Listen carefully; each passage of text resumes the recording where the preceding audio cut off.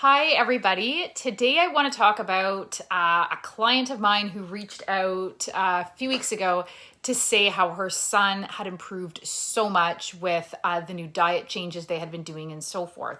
And I want to talk about this because this is a client who admittedly knew about my program, had spoken to me. It took her 6 months to talk herself into starting the program because she was just dreading the changes in food. She had worked with a nutritionist of some sort in the past, and everything had been so restrictive right from the get-go, and it was just not working. Her son was a picky eater, and so that was a huge challenge.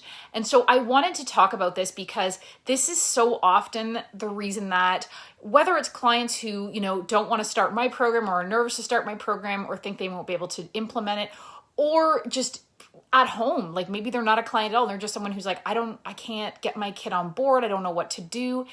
And I want to talk about this because there is a saner way. You do not need to have your child, eat carrot sticks for movie night and eliminate all of these crazy things in order to get change. And especially if your kid's a picky eater, there's ways to address that and to weave things in. And it absolutely frustrates me and breaks my heart whenever people tell me they don't want to start a program or they don't want to just improve, make changes at home because their child's a picky eater and it's so daunting. And so many of us do not have a whole lot of time. A lot of us are burnt out, especially if we have kids with a lot of needs. And I mean, the last year has just, taken a toll on all of us. And so I want to talk a little bit today about just kind of almost give a sneak peek of what I do in my program to help clients make diet changes sustainable, even if your kid's a super picky eater. And I say that I've been there. My daughter used to be the kid who only wanted to eat like white carbs and cheese.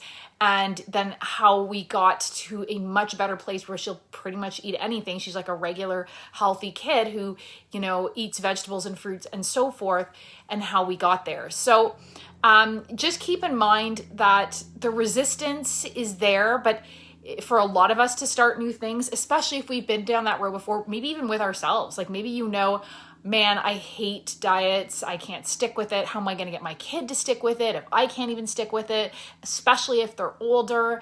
That always gets a lot harder, which we also address in the program of how to navigate it if we have tweens and teens, how to get them on board. And you'd be surprised. It's much easier than you would expect. So the first thing you want to do is, in order to get your child on board, that's, first of all, I have to say, the goal is getting your child on board. And that's a huge part of the picky eating protocol, which is in my program, because if we can't get our kids on board with making healthier food choices and, being more curious and trying new things, then, basically if we can't get healthy food on their fork, then we can have all the meal planners and everything, and that's not going to make a whole lot of difference, right? So the first thing you want to do is you definitely want to talk to them and so forth. And I will say, even if you can get like a second person or a stranger or, someone else to talk to them about it, I always have parents who say, well, they won't listen to me. And I say, well, then let me hop onto a Zoom call with them. I have a 15-year-old boy that I'm working with right now, and the parents can't believe what he's willing to do. He was out with his friends and he had turned down, I can't remember what it was, some like junk food type thing, and said, no, I'm good, and opted for a better choice because he's so on board. He so doesn't want to struggle with these learning and behavioral difficulties. He's seen the results that we've weaved in slowly, and now he's on board himself, which is definitely probably not something that would have happened if his parents had just nagged him and tried to do really insane restrictive things right from the get-go. But all of that aside, my first thing that I tell most clients to do, especially if they're in a place where their diet's been kind of, not the greatest, you're just going to focus on one meal at a time. Do not try and change breakfast, lunch, and dinner all at once and snacks. That is going to probably burn yourself out, be really overwhelming, and result in mutiny, and it's not going to be sustainable for most people. Most of us live busy lives, and we need to make it slow and so forth. And if you have a picky eater, the worst thing you could probably do, there's two ways of addressing picky eating, and number one is we're going all in and this is it and so forth. I always think of the dad I worked with who was in the military, And he was like, that's it. If he needs to eat liver, he's eating liver. And I was like, okay, if you want to go that route, fine. But most of us can't get away with that. And, it doesn't necessarily end well, or we don't want to do that. And there is another option, and that is to weave it in slowly. So I say start with 1 meal a day. And often I recommend breakfast, because breakfast actually tends to be one of the worst meals of the day for our kids. It really can set them up for success or set them up for disaster. And parents are often surprised to hear that, because they're like, well, they're not eating chips and chocolate bars at breakfast, which is true, but kids are not eating brain food a lot of the time for breakfast. They're eating things like cereals, often sugar-laden cereals. There's no protein and fat in the cereals, or they're eating like Pop-Tarts, or maybe they're not eating at all. It's just these really sugary, sweet, carby type things, which just cause a blood sugar fluctuation, results in poor focus, poor concentration, even aggression, all of that type of stuff. And so what I say is start with breakfast, weave it in slowly, and focus on high fat, high protein breakfasts.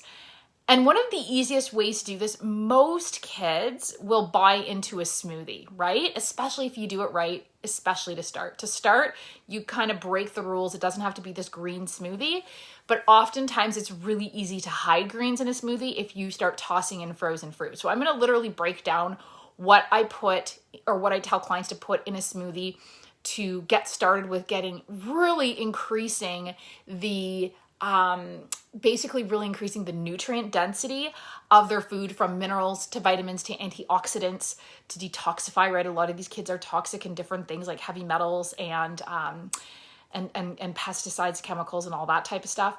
And also we want to get nutrients like good fats and proteins, so that their brain has all of these great brain building things.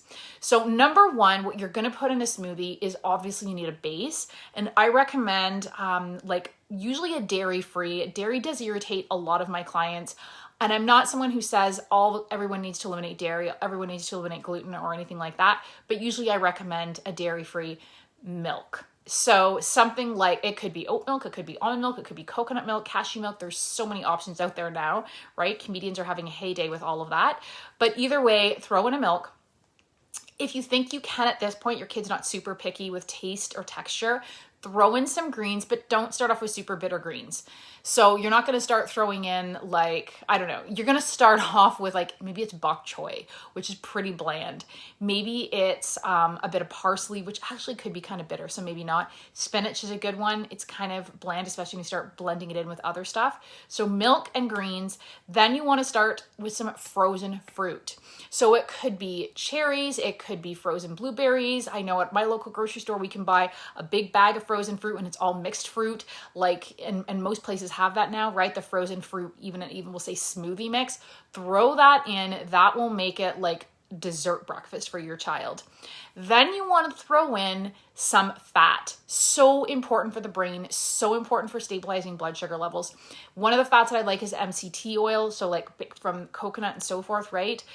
Ghee butter, so it's just clarified butter. Sometimes you have to buy that in at our grocery store. It's called the Asian section. It's really common in Middle Eastern dishes and so forth.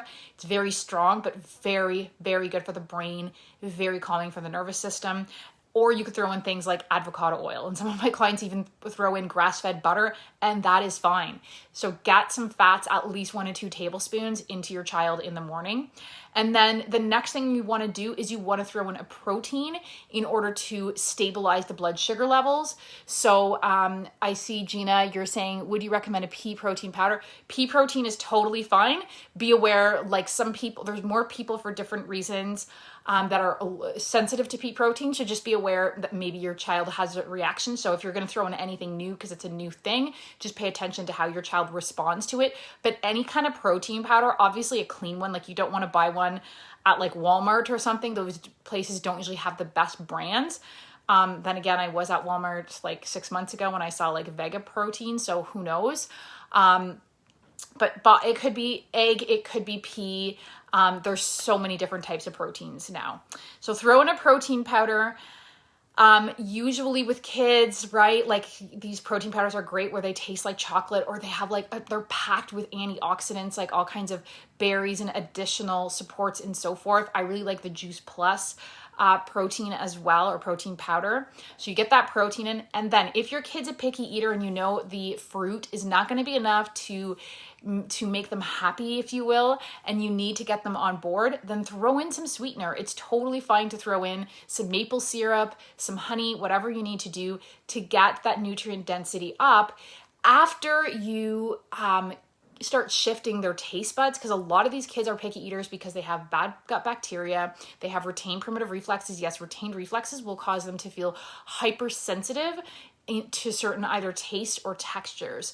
So that's why I work on all of that stuff, because we need to get all of that stuff out of the way. Deficiencies like zinc deficiency can really contribute to picky eating. So, and again, that's not the only thing. So once we increase their nutrient density, get the brain better organized, they're not going to be as picky. Then we can start weaning out if we're having to put a little more maple syrup or honey in our smoothie than we really think is good, right? It's definitely better. It's definitely a better option than having a Pop-Tart for breakfast or Eggos, covered in God knows what kind of synthetic syrup and so forth. And the last thing, make it convenient. So you want to keep your blender, if possible, if you have the room, even if it's you're like me and you like things to look nice and so forth, keep it on your counter. If it's on your counter, it's going to be convenient. And that is one of the biggest things I know about getting into meal prep and meal planning and so forth, is that it has to be convenient. And honestly, if your child is old enough, get them on board with making their own smoothies. My daughter, I bought her her own little bullet because I knew that I have this big Ninja blender, and I knew that she would love the idea of having her own little smoothie bullet cup that she could drink out of. And sure enough, it worked like a charm. She literally does it all the time. She makes her own smoothie. She is 12 and a half, but she makes her own smoothie several times a week, and she tosses in all the good stuff. And you can even put a thing on a fridge, step 1, greens, dairy, frozen fruit, whatever. Or if you feel like your kid needs a little bit, doesn't need to know at this point that there's greens in the smoothie because that's going to turn them off, then don't tell them and just do it yourself. But you want to get to a place ideally where they are making their own smoothie because it's so darn good. And I really believe, and I really know, kids want to eat healthy. They just want it to be a pleasant experience. So you have to make it taste good. You have to make it fun. So let me know, have you tried this? Do your kids like smoothies? Give it a try. Let me know how it goes. And also let me know in the comments below, what is your mealtime battle, or what is your challenge with getting your child or children or family, or maybe even yourself, to eat healthier? Because I'm going to be talking more about this on a regular basis. And give me your ideas. What can I help you with? What do you find to be something that just really throws you off when it comes to meal prep, meal planning, and getting your kids' brains better nourished? So this is all stuff, like I said, that is included in my 6-month program, the Full Potential Formula, the picky eating protocol, weaving this in, holding your hand so that you get to stay on track and you're not having to figure it all out, and you have someone to help you get back on that wagon when you fall off. So reach out to me to book a free clarity call if you're interested in knowing more about that program. And don't forget to grab my free starter kit, the Laser Focused Learner, which has some basic meal tips as well as some basic exercises to help get your child's brain better organized. So thanks for listening, everyone, and have a great weekend.